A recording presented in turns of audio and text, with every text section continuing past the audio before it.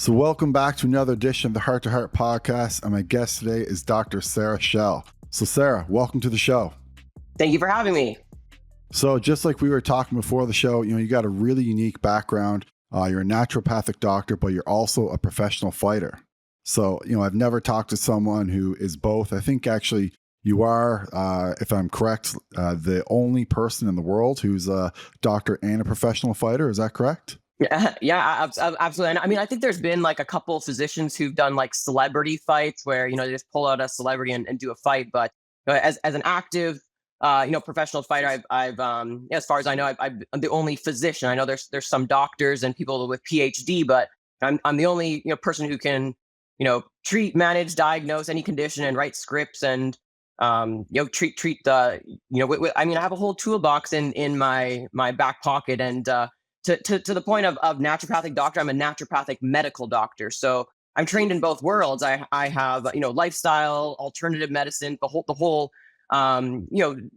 arsenal behind me for lifestyle and natural health. But I'm also trained in conventional medicine, and so there's a time and a place for medication, and certainly standards of care and screening and things like that are important as well too. And so in Arizona, there's a few naturopathic doctors who are in fact naturopathic medical doctors and primary care physicians with trained in the best of both worlds. So it's a lot of fun. I mean, I don't have to leave any stone unturned, and so I really enjoy just checking off all the boxes and fixing a whole person's healthcare.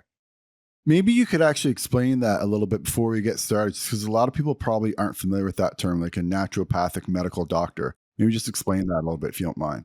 Yep. And so a naturopathic doctor is someone who does a 4-year medical school and highly trained in a lot of natural remedies. And so that involves lifestyle and diet and, different, therapies as well too. I never got into too much of things I trained in acupuncture and, hydrotherapy, cold therapy, different, really everything. Naturopathic medicine is really a mix of everything. And what a naturopathic medical doctor is someone who is trained in naturopathic medicine and has all the alternative, options to pull out of their toolbox. But then we're also conventionally trained in medicine. And so, I'm familiar with all standards of care and I can prescribe and I can treat, manage, and diagnose any condition. And so, being able to be familiar with lifestyle and pharmaceutical integration for therapy is something that I think is important for all doctors. I think a lot of doctors are becoming more familiar with natural things to involve because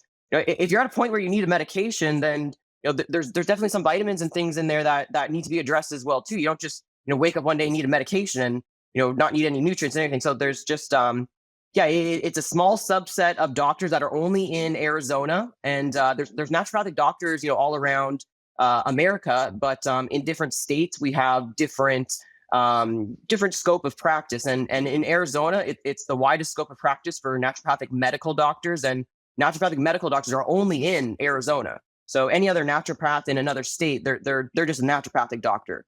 Whereas I'm a naturopathic medical doctor. Yeah, that's a really important distinction. Yeah. I just wanted to get that out there just because it is a lot different. And I think like you're educating me on this too. Like I wasn't aware of that. Exactly. Yeah. So yeah, there's different scope of practice, and it's only in Arizona where we take specific boards and licensure to become a primary care physician. And so it's really same scope of practice. Very, very, very similar. There's a couple, there's a couple pain medications that, or Adderall as well too, that you do need to see a DO or MD for, but there's really not restrictions that I have. I can treat, manage, diagnose, refer to specialists if needed. But the cool thing is about being trained in pharmaceutical interventions and all natural therapies and anything that you can add to your lifestyle. The cool thing about that is that you don't really need too many specialists. And in most cases, you're able to address, most things. So it's a lot of fun. I think I think naturopathic medical doctors will be more widely available in the future because it's just something that at least integrative medicine is something that, a lot of doctors are trying to learn. But, that's specifically what I went to medical school for. And so you're 3-0 in the BKFC. What's that been like? So I mean, it's been good. I as a history in mixed martial arts, fighting for gosh, over 15 years. In my undergrad, like that was the challenge to keep me focused and sane throughout undergrad was just fighting and doing that. So I've been a fighter for so long, and to be honest, even though I'm 3-0 and number 2 in the world, I don't really think too much about it. It is what it is. And, I've been fighting for so long that every single win is, just it's just a small step in the journey, so I certainly don't let it get to my head. And I just love it. I love fighting. I love competition. And, as an MMA fighter, I was always a natural striker. Women did not want to stand with me. Obviously, their goal was to always take me down. Because I was just a natural striker and I love to strike. So it's, you don't want to stand and bang with me. Most women don't. And so I've been very fortunate to, catch the attention of bare knuckle fighting championships. It really is a promotion that's up there with UFC in the sports martial arts world. And I'm just happy And to you won be your last fight just 2 months ago, right? Yep. So I've been done a BKFC fight maybe once a year for the last 3 years. And I've won all 3 fights and I've never lost a round. And so, I've had, 2 decisions, but like I won every single round and I got a knockdown for all, 3 opponents, which, it doesn't happen in the female division, especially at 115. And so, it's something like I'm coming for that belt. And, I'm in a place in my life where I'm mentally and physically. Well, you know what?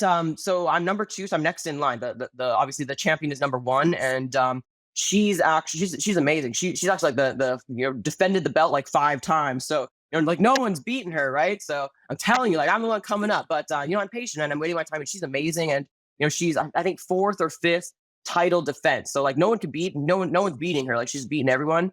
But she's actually in February she's fighting for the 125 belt, so she's going up because she's trying to get 2 divisions. And so unfortunately, she's taken for this time, but BKFC is coming to Phoenix, so that's my hometown, and so I've got a big fight coming up. We can't announce it yet because contracts aren't signed, but they got legalized to come to Phoenix, Arizona. So it's going to be a big fight. I'm going to have all my patients there telling you I'm going to sell at the whole arena.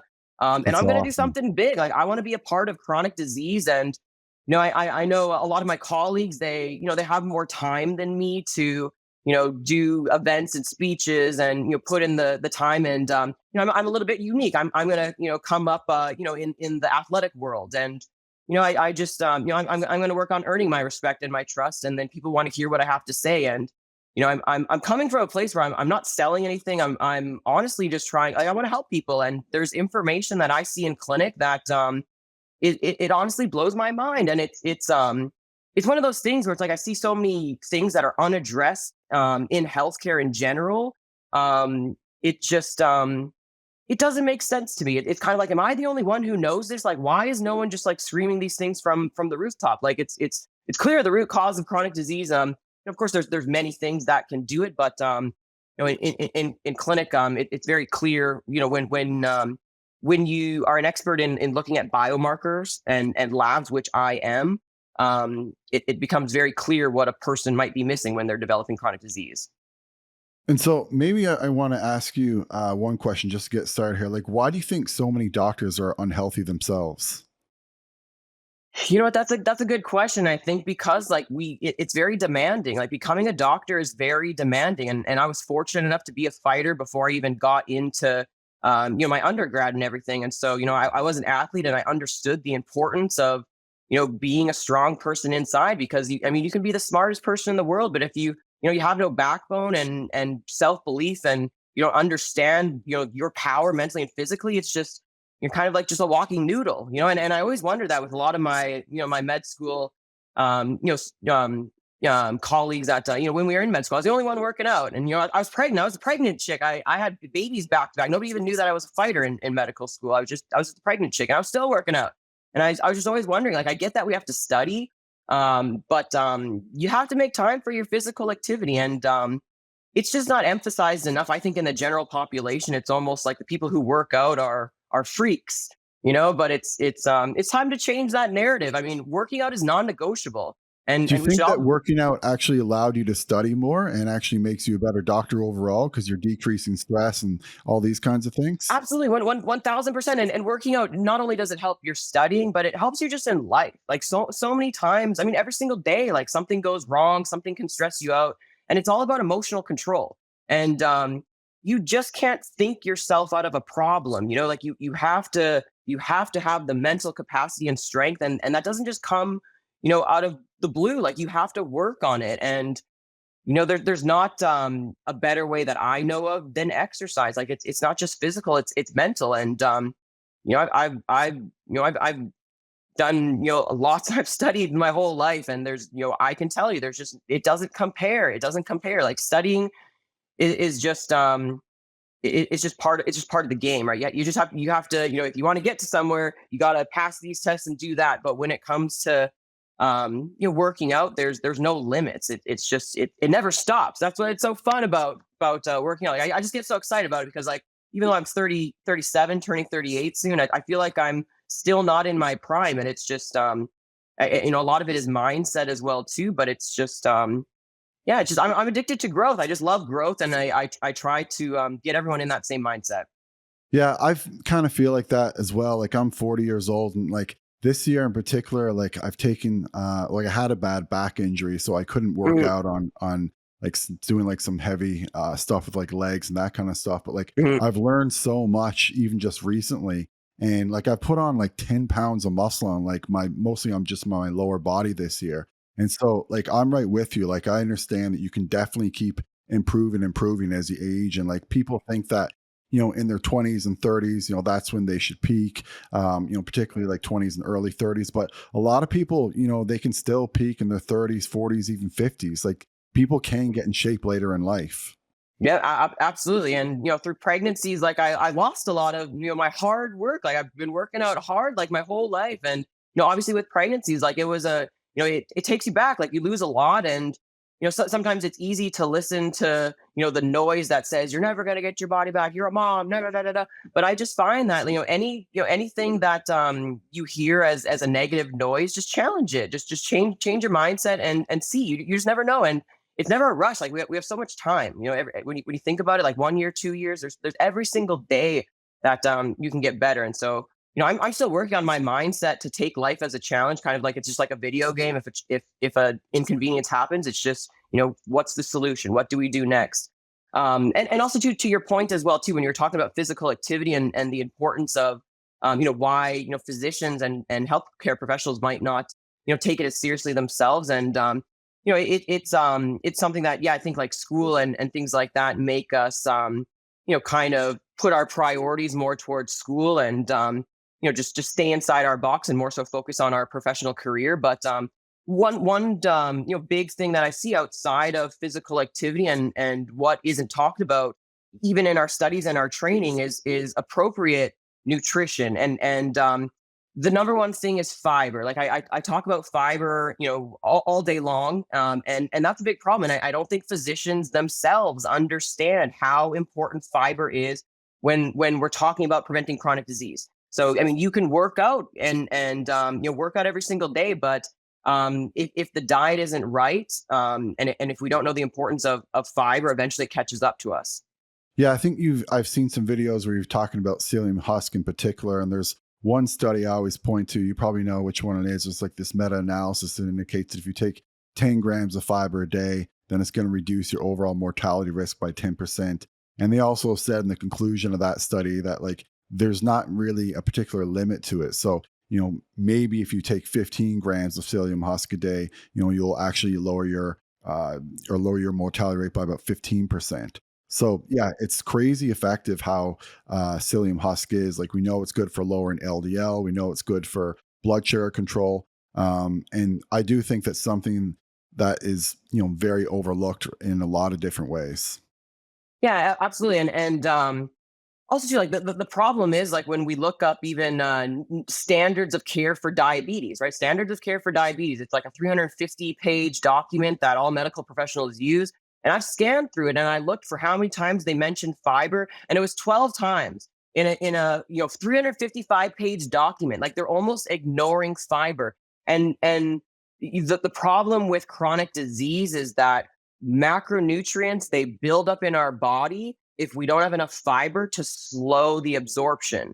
And what's happening is we get a spike in insulin. And to kind of back up, is our society is very obsessed with blood sugar, but your blood sugar does not go high until your insulin is not responding anymore. So it's the insulin that's the problem. We need to treat the insulin. We only see the glucose high and the hemoglobin A1C high after your insulin has been resisted. Like your insulin's not responding. Like that's why it's high. Your insulin. So how do we your treat the insulin? the good question. So the trick is we need to keep our insulin low all day long. And in order to do that, we need to recognize that it's not just carbs that increase our insulin. It's carbs, it's protein, it's fat. So it's everything. So you could do a low carb diet and still have insulin spikes. And how you slow it down is fiber, because fiber is like a little sponge. So And maybe it explain that for people, because a lot of people may be, really surprised by that. Like even if they're yep, eating low carb, they have insulin spikes. And like, exactly. so how could that be? Like, I know one thing is like whey protein, for example. Like I'm a big fan of whey protein, but I generally only have it after I work out and just once a day because it can cause an insulin spike. So maybe there's some other things that people aren't aware of that may be causing insulin spikes throughout the day. Yep, absolutely. So the way I frame it is that what we need to understand as a society, like everyone's got to know that, because there's no medication for fiber. There's no way around fiber. We can do diets, and sometimes they work for a little bit, but in the long term, if we don't control our insulin all day long, we get chronic disease. We get the high blood pressure, PCOS gets worse, high cholesterol, blood sugar, diabetes, heart disease. All of it comes because of chronic insulin spikes all throughout the day. And we can have one or two insulin spikes, but when you have a high insulin all day long, and then when you go to bed, it doesn't work. Like that's how we get chronic disease. Insulin is what causes it. And so how we slow the insulin spikes is fiber with every meal. And that's not talked about, but we need strategic placement of fiber, because the whole point is to slow the absorption of the meal that you eat. And then your fiber collects it like a little sponge. So then your body has to suck it out of there before it gets into the small intestine. It sucks it out of the stomach. And then you slow absorb whatever you eat. So, I tell patients too, like, when I go out for dinner, if I want to have like pizza and beers and wings, and, I know I'm not eating fiber, my husband and I, like, we'll take some psyllium husk capsules in the parking lot before. It doesn't perfect the meal, but it makes it better. And so when I have psyllium husk in my stomach, 15, 30 minutes before I eat my pizza and my beer and do whatever I want, well, that psyllium husk or fiber, I could have eaten blackberries too. Like I could have got it dietary wise, but sometimes it's easier to just psyllium husk when you're on the go. But just as an example, as long as you have the fiber in your stomach before the next food hits, the fiber sucks it like a sponge. And how many grams or how many capsules are you taking before you have a meal like that? So good question. I mean, what the thing when it comes with fiber powder, obviously you get a lot more. So that is the best. With capsules, it's 3 to 4 capsules usually as a serving, and that usually only gets you about 2 grams. 2 grams is a high estimation. Usually it's like 1.5 to 1.7. So 2 grams versus a scoop of psyllium husk. Usually, one scoop is usually like 2.5, but I usually do 2 scoops. So usually about a serving of psyllium husk, about 5, like a good serving is 5 grams. So you would have to do like 8 pills to actually hit that. So I personally only do 4 pills. But when I do my psyllium husk, it's kind of it's just because I'm throwing it in there because I'm lacking on dietary fiber. Of course, I always prioritize my dietary fiber, but for people who have chronic disease, you don't get that freedom anymore. Like you let it build up for too long. And so psyllium husk, and if you don't tolerate that well, there's other fiber supplements, but you need a fiber supplement, and that's your prescription. Like people don't take it seriously, but that should be your prescription. We should not be giving like diabetic medications, cholesterol medications. We should never be giving that to people without talking about fiber. Honestly, like I had a lady yesterday, and she's on a statin, she's on a GLP-1 medication, and a blood pressure medication as well too. And she's never tried psyllium husk. She's never talked about fiber. And when we talk about it to patients, you don't just get high cholesterol. You don't just get high blood sugar. It comes from what you put into your mouth. And ultimately what we need to do is we need to slow the absorption, because your body can't handle immediate absorption and immediate insulin spikes. So in a sense, like fiber can offer more freedom to people. We don't have to punish ourselves. Like you can we can meet you where you're at, and we can lessen the damage of what you're doing now. And then eventually fiber, it makes you full. It makes you crave less things.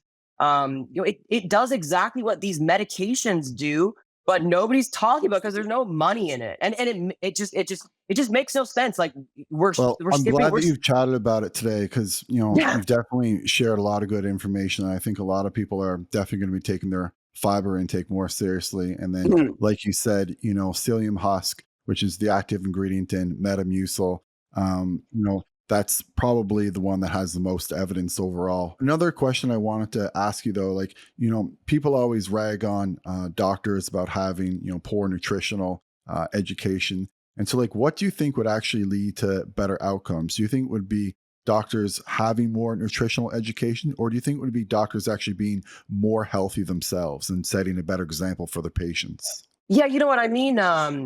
Being healthier ourselves, it's like patients feel that, it's hard to take advice from someone who, is, and it doesn't mean like they have to be fit, but they have to be on that path. And you feel that genuine energy when someone's, really into it, putting in the steps, putting in the work. And we all got things in life that are busy. So it's, especially for me, when you say like, I got work, or I got this, it's all about priorities. I think doctors as leaders in healthcare, I think it's our responsibility to walk the talk at least a little bit, and I think that reflects in our care, and how much we really value health ourselves. I think is very important for how that is received by patients. The second thing as well too with nutrition, do I think there needs more nutrition training? Yes, of course, but it's not like we need books and books. There's certain topics that physicians need to know. I think there needs to be a sound of alarm, and like primary care physicians got to know, like it's not fair what we're doing. We're prescribing medications for end disease. Like I said, like the blood sugar, the blood pressure, the high cholesterol. That's what we see end stage because we just lacked fiber. And fiber, it's just fiber. It's fiber. Fiber slows all the absorption. And we're hearing more about fiber, so we know we're all lacking. I think it's something like on average 10 to 15 grams of fiber, maybe even less for per person in America, which is insane because 30 grams is kind of like minimum. And that's with like an appropriate calorie diet. So most people need a lot more fiber. And then on top of that, it's not just have a bunch of fiber. For instance, I actually ate 12 ounces of blackberries today. Which I calculated, it was 19 grams of fiber, which is almost like my daily serving of fiber that I need, but it doesn't really count because I ate it in one sitting. So it's not about just getting your daily intake of fiber in one sitting or whenever you want. We have to pair it with meals because that's what slows the absorption of the carbs, the fat, the protein, and then you don't get the insulin spike. And it's all about controlling the insulin because once the insulin increases, insulin instructs the nutrients to be stored. Insulin is a storage hormone, right? So we store our nutrients, and that's how fat cells grow. Your fat cells don't grow if you don't have insulin, because insulin is what signals like, hey, we got stuff in the bloodstream, we got to push it in. And when your liver and your muscles are full, which by the way, that's what muscles are great for, because then you can eat more sugar because your muscles are storage things. So it's cool having muscle because then you can eat all the gummies and stuff once in a while, but balance it out with fiber. But it's just it's just appropriate placement of that fiber with that meal to slow the absorption of any macronutrient. And that's what we're missing. We're just focused on blood sugar, and we're missing the actual cause. Like we just skip to what happens after you ignore the cause. What's one thing that you've had to unlearn that you were taught in medical school? That's a good question.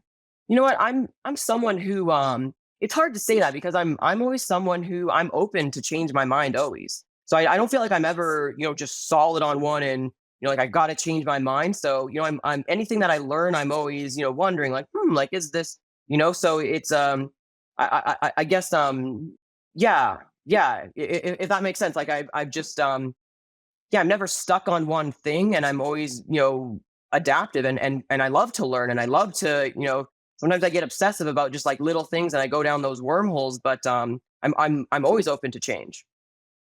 Yeah, I think that's, refreshing for people to hear because obviously, medical journals, get updated constantly. New studies come out and some things that we, learned previously, we actually find out are not the truth and have to be changed. So, I think it's always good when, people hear physicians with that particular attitude. So, Yeah.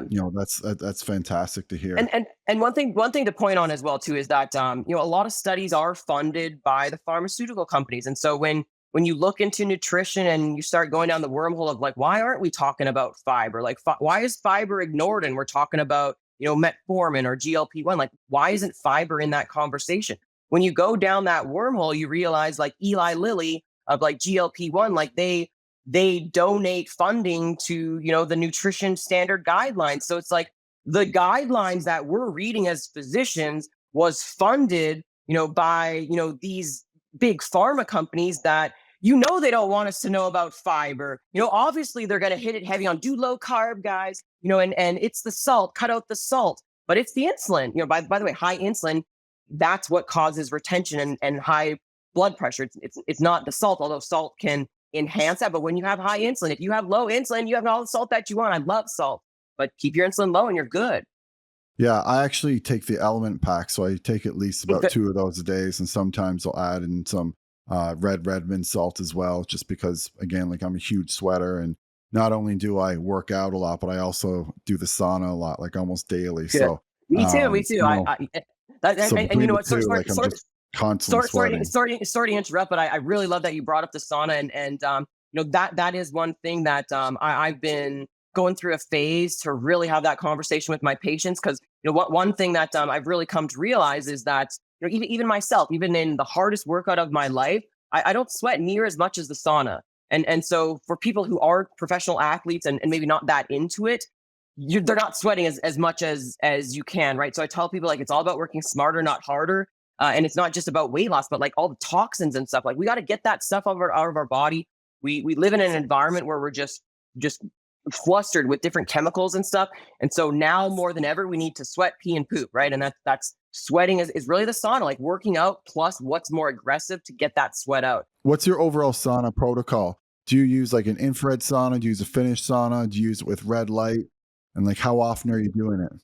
Good question. I'm glad that you asked. You know what? I recently did an infrared hot sauna because it just came with my gym membership. So I tried it out at one facility, and it's good. That's not usually my regular therapy that I do, and the reason being is that I'm someone who I have to work smarter, not harder, and I have to be careful with my time. And when we use infrared saunas, they're very good, but you don't really get that sweat up until about 45 to 60 minutes. That's about how long it takes to really get the effects of the infrared sauna. Now, I love it. It's great for repair and recovery. But for my purposes of detoxing, the hot sauna works a little bit better. And it's something that you want to get the hottest sauna that you can. And so personally at our local gyms in the Valley here in Arizona, I go to Mountainside, and I've hit up every single gym, and my husband and I, we immediately just go feel the sauna. And it's just like, how hot is the sauna? Because you want to be in a sauna where 5-10 minutes, you're wringing out your shirt and you're good. My husband and I even make a joke that our phones die in about 5 to 6 minutes. Like that's how hot, the sauna is. And it's just 10-15 minutes, you're wringing out your shirt. And then I go work out. I actually do my weights right after the sauna. And again, like working smarter, not harder, because it increases your intensity. Your blood's flowing. Like if you've ever picked up a weight cold, it's just not the same. It takes some sets to get into. And so sauna really has been a cheat for me. I've been doing it for like 10-15 years. And once you go to the sauna and really understand and feel the benefits, it's really hard to go back. And so what temperature are you using when you use a sauna? So the sauna, it has the temperature gauge, and it's usually 180 to about 200 at Mountainside, the one that I go to. And it's something, again, I always love quoting Joe Rogan. So Joe Rogan's big on pushing the sauna, but sorry, I don't know if I can say the B word here, but Joe Rogan says like, so Joe Rogan says like, when you're in the sauna, like how long you have to be on it, it's all about your endurance. Some people can handle 10 minutes, some people can handle 30 minutes. So obviously the harder the better. So you don't have to be in there all day long, and you just get what you came for, the sweat.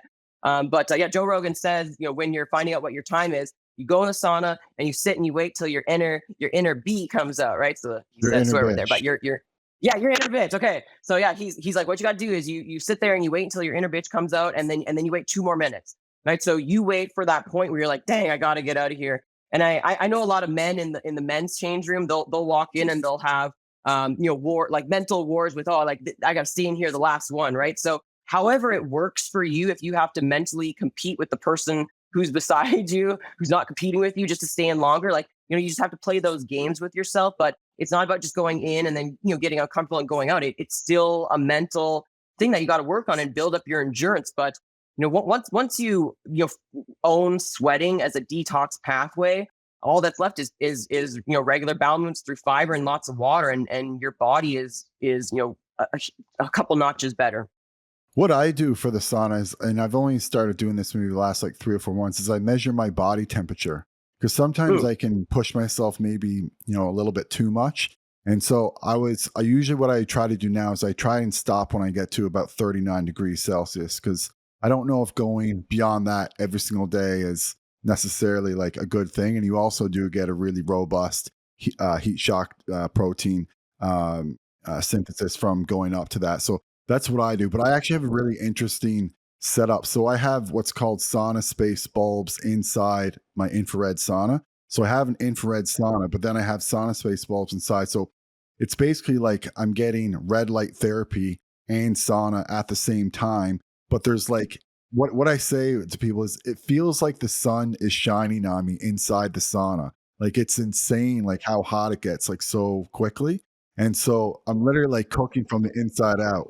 Yeah, I mean, so that would be a good setup. Just a lot of infrared beds. They're not as hot as they should be. But if we can combine the infrared with the super heat hot sauna, but then of course too, the infrared, it needs some time to actually penetrate and get a little bit deeper. So yeah, it's just both are really good. But when we're talking about detoxing, it's what's more aggressively pulling the sweat out of you. Um, so I always say, and by the way, like the studies for using the sauna show that we use it 4 to 7 days per week, we decrease our risk of heart disease by 50%, which is huge. So it's kind of like one of those things, like if you know someone who doesn't like to work out, your grandparents or your parents, they don't like to work out, like we just need to tell them all to go sit in the sauna. Like Yeah. and it's super cheap. It's super cheap. It comes with your gym pass for most people. Yeah, I agree. I think it's really good. And I think you did a video on this too, for people who Mm. like can't exercise, or maybe, haven't been able to initiate exercise for whatever Yeah. reason, but particularly for people who, can exercise, who maybe, have some kind of injury or something like that. It is a way where you can sweat and you can get some kind of like cardiovascular training. Like, it will increase your stroke volume, which, does have a little bit of an impact on your cardiovascular impact, which is, pretty awesome overall. Absolutely. And personally, like I like how it intensifies the workout that we do afterwards as well too. But also underneath the hood, it's helping our immune system, boosting white blood cells, also helps testosterone and growth hormone. So for any athlete, like this is the cheat. Like if you want to enhance your workout, and it's all about working smarter, not harder. So it's finding these little tricks that you hardly have to do anything, but you get so much gain. And that's what a hot sauna will do. Just like fiber, right? If you want to optimize your diet, it's just like there's no way around fiber. Like get that fiber and keep your insulin low. Just be anti-inflammatory, fat burning all day long. Yeah, I mean, I use it, like I said, like usually 5 to 7 days a week. One question Okay. I wanted to ask you, and I think this is, been an issue before COVID, but probably even more post COVID, is why do you think so many doctors shame their patients for doing their own research? I think there's many reasons. I personally love when my patients challenge me, and I don't take anything personal. I'm a human being. Like I don't know everything in the world, and so if I'm presented with a challenge, my patients know that I'm going to put my heart and soul, and I'm going to reach out to colleagues. Like I'm going to find everything.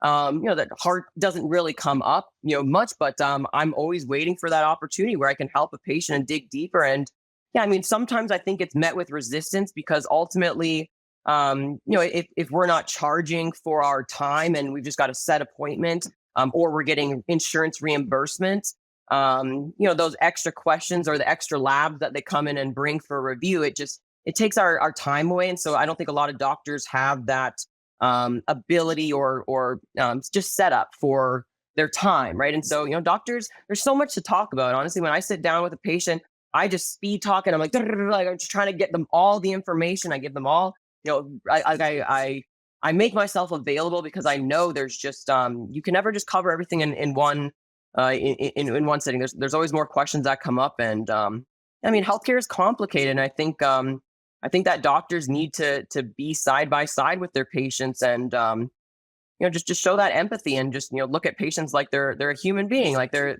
asking for help. Like a lot of these patients, and also too, like I and, not that I like it, but I always take it as a challenge when a patient comes in super grumpy, right? I just, I just put it in like, it's not about me, it's about them. Like they don't want to see me, and they've probably been, suffering with whatever they've been had with for years without any answers. And so, my goal is to always just feel the energy and do whatever they need. It's not about me, and I don't take anything personally. And, my goal is just, them being in their optimal health. And I put all my energy and intention, and, I really love what I do, and I love being able to help people, and the fact that they're coming to me to help them at a time in their life where they feel lost. Like it's there's nothing worse than having an illness and not having answers, and just being overwhelmed by all the noise on the internet, and no one to really bond with you. And so, we talked a little bit about saunas. Obviously, we've talked quite a bit about fiber. But are there any kind of like health fads out there that you think are just like absolute bullshit that people are doing? I mean, I mean, one of the main things is all like juicing, smoothing, like putting all your fruits and everything into one thing. And that's another thing that people got to know, is that when you're drinking everything, even a protein shake, drinking a smoothie, you're just doing a big old sugar spike.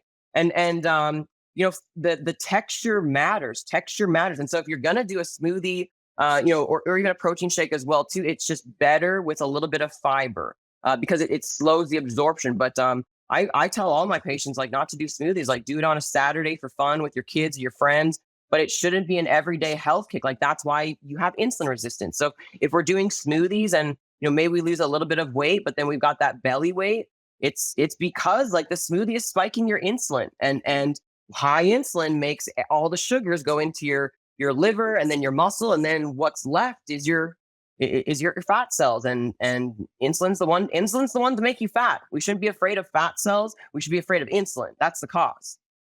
And so, you have this mission of like ending the chronic obesity epidemic, or the chronic disease epidemic.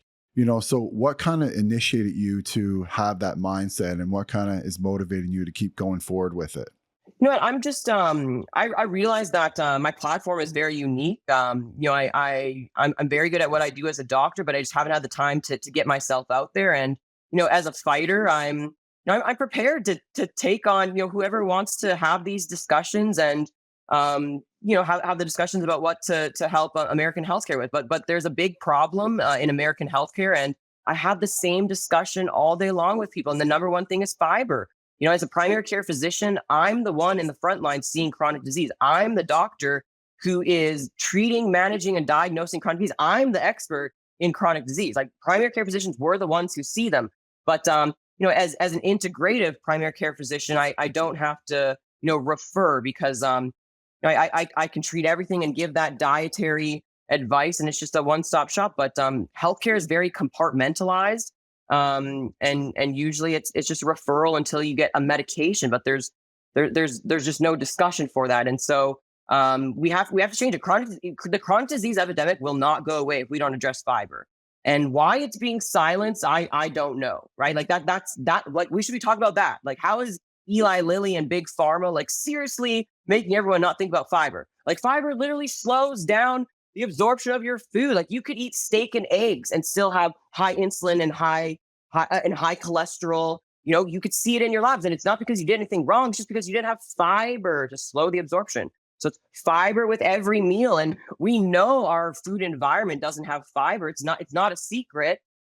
So it's just like it's right in front of our face. But the issue here is as well too is that insulin resistance is highly underappreciated and underdiagnosed and ignored as the chronic epidemic. Like that's the cause of it all, that leads to everything. And it's just ignored because there's no medication for it, right? We keep giving people more insulin, and that's the wrong approach. It's just it's backwards, and it's going to keep going until we fix it. And what one easy kind of analysis to really show importance here is a lot of people are on a statin or a blood sugar medication. Those are very common: high cholesterol, high blood sugar.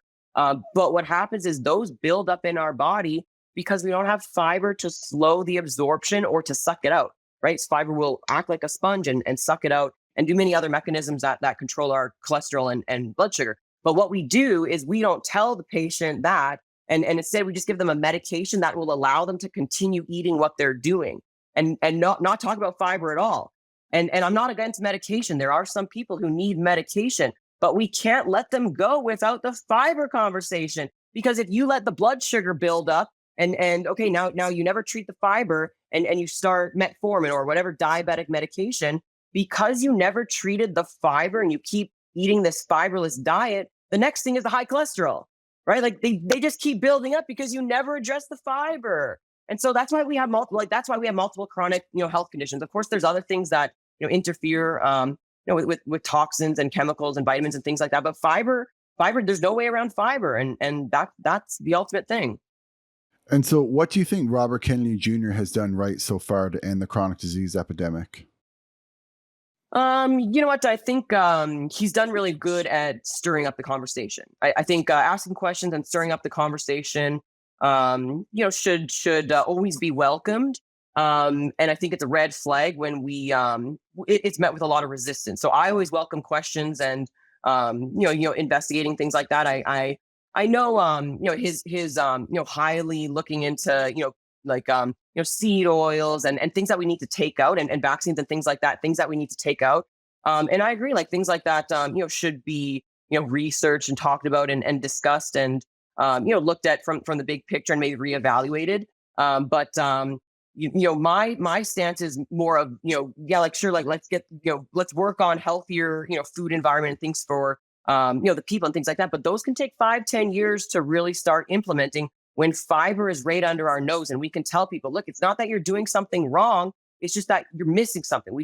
So we're not punishing people. We're not saying, cut out your calories, starve yourself, go exercise. Instead, we're telling people, look, we've been wrong the whole time. Like we've been, telling you to cut out carbs and, carbs unfortunately get classified with the fiber. So we just miss it all. But yes, we want to cut out our carbs, the bad carbs, but we want high fiber. And without it, we just we're going to chronic disease. There's no way around fiber. And I'm telling you, Big Pharma knows that. There's no way Big Pharma and all their billions of research doesn't know that. It's just part of the equation. You slow the insulin, you slow the absorption of your food. Like, why are we, giving people, medications to get the glucose excreted faster when we can just use fiber to slow the absorption in the first place? When you say it out loud, it doesn't make sense. Do you think any pharmaceuticals have contributed to the chronic disease epidemic?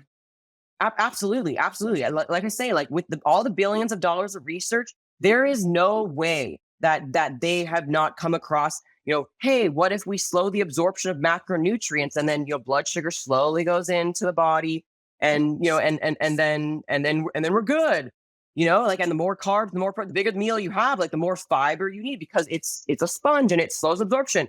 There is no way that Big Pharma doesn't know this. There's no way that the Diabetes Association, the Heart, there's no way.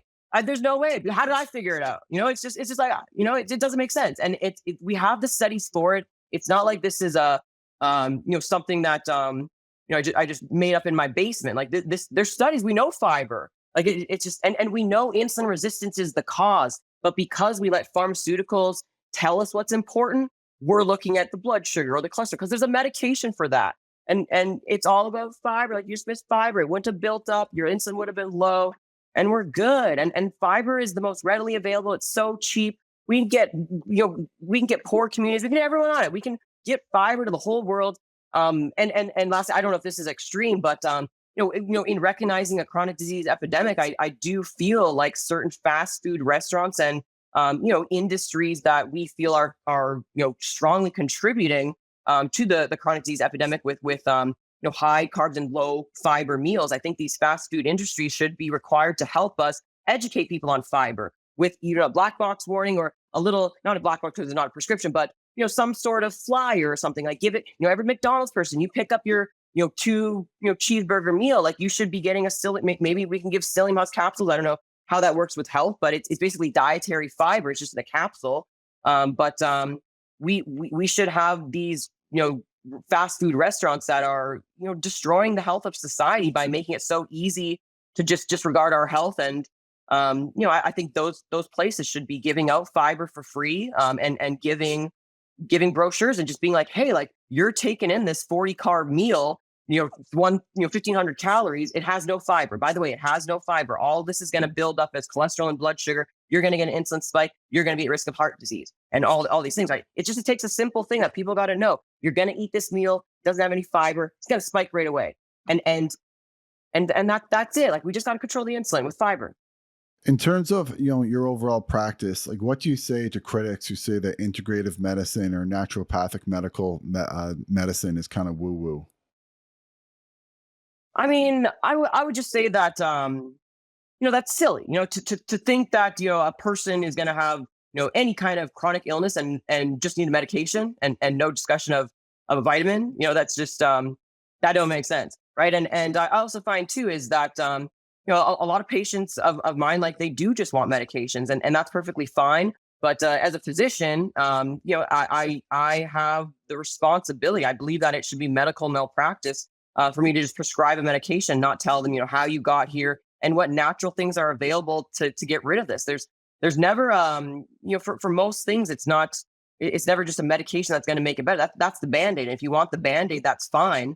But especially in the case of, ignoring fiber and chronic disease, you're going to get multiple chronic disease if you don't do this. And we have this false sense of security that a medication is, making us better, and it's not. It's that's the downfall of our health and why we see multiple chronic diseases nowadays. And what do you think physicians are doing to contribute to chronic disease? I mean, I think a lot of physicians are.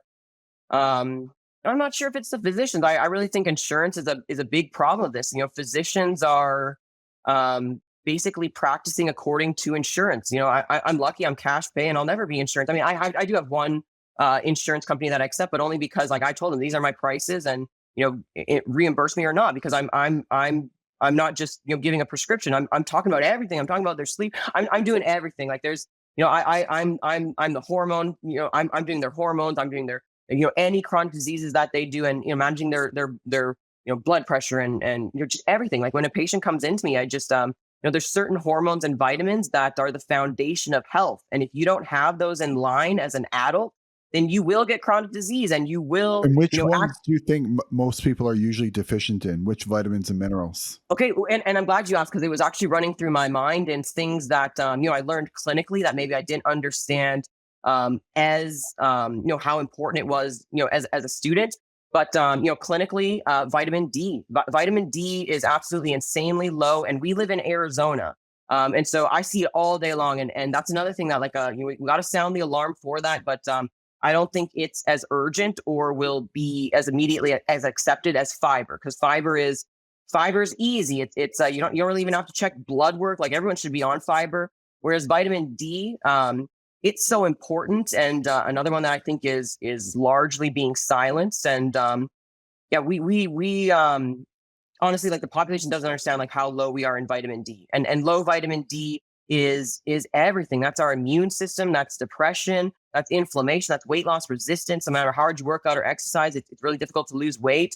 And it's obesity and vitamin D is also anything allergy related, right? So asthma, psoriasis, anything, childhood allergies and things like that. And the darker our skin is, the even less vitamin D that we have. So more melanin in our skin, the less vitamin D you have. And so what about magnesium? Is that a big one too? Yeah, I mean, magnesium is good, but it's just not as important as vitamin D. Vitamin and magnesium is good. Like, it's certainly one that I have a lot of my patients on. And there's different forms of magnesium that work for different people, and there's so many good health benefits. It improves, it prevents lesions in your brain, so preventing Alzheimer's, dementia, things like that. So magnesium is very important for our brain, yeah, it's just not the ultimate one that I would put on, like, the top 3 of how we change America. Top 3 for how we change America. Number 1 is fiber. Like, that has to be fixed. Until we fix that, like, chronic disease is going to be pretty rampant. But the second one I'd say is vitamin D. Vitamin D is something that it builds up in your body. So it's something that we need instruction on how to build it up. You don't just start on a vitamin D. If someone is low on vitamin D, you actually have to take a high dose to actually build up in your body. And not the high dose that conventional medicine prescribes. The high dose that they prescribe in the pharmacy is a 50,000 IU vitamin D. And people got to know that you can't take vitamin D on its own. When you take vitamin D on its own, you increase the calcium in your blood, which is a good thing if you have low calcium. If we're good, what we have to do is we need vitamin K to actually suck it into our bones. So if we go and take vitamin K, we can actually increase, or vitamin D, we can actually increase our risk of heart disease because we're getting so much calcium and it's not nowhere to go. So we need to take it with vitamin K. And the idea of even taking calcium supplements is just wrong. Sometimes I'll get a DEXA scan result and I'll see someone with osteoporosis, and still the recommendations for regular doctors, it says to tell your patient to go on calcium. And that's not the thing. That's not the thing. We add calcium if according to our labs it's low, but for bone health we need vitamin D to bring calcium up, and you don't pull it into your bones without vitamin K, and we need vitamin K. So that. And do you have like a specific formulation or like a specific ratio of vitamin D to vitamin K that you recommend? Yeah. Good question. And I typically say like most vitamin D K2 formulas have the similar ratio, but it's usually about a 10-1. So usually it's like 1,000 vitamin D to 10 vitamin K micrograms. Normally I tell my patients, like, don't worry about the vitamin K. Like, as long as it's in there, then you're good. But you just you should not do vitamin D long term on its own. And that's something that is missed in the medical community, and it needs to be emphasized more because we're all low on vitamin D, so we should all be getting on it. And if we miss the vitamin K, we're not going to help our bones, and we're going to have more heart disease. So that's the thing with vitamin D. It takes some monitoring. It moves up slowly in our body, but it can get hypertoxic. And so I think that's why that it's quieted in the medical community. We don't want to have to take that time. Like it takes some time, and you got to check their labs and stuff. So, I mean, personally, I think that vitamin D should be made more aware of it, and we can supply people with the instructionals of how to guide it themselves. But it should be a finger poke, like just like your blood sugar poke at Walgreens or CVS or through your insurance or whatever, something that's readily available, so that we can just get that information out there. There's certain things that you don't need your doctor to tell you for. We just need to give people the access to it, tell them which range you need to be in. I mean, that's it. Or let's get insurance on it and start, insurance charges like $230 for a vitamin D if it's not, under your insurance. Like we're making vitamin D unavailable to people. And that's a problem. That's a problem. And another one that I think, I think that big pharma is behind this. We downplay vitamin D, but there's over 300 vitamin D analog. So how is vitamin D not important? But we've got over 300 exact vitamin D drugs, but they got one little molecule attached to it, so they can what do you call it? Trademark it. So they can trademark it. So it's not that vitamin D isn't healthy. We know it's important. We have the studies, and we have tons of drugs for childhood, psoriasis, allergies, all of this. And we're not talking about vitamin D, but we have all the drugs for it. Due to technical difficulties, we did have to cut this episode short this week with Dr. Shell. But as always, I'll be back with another episode next week. And thank you so much, everyone, for listening.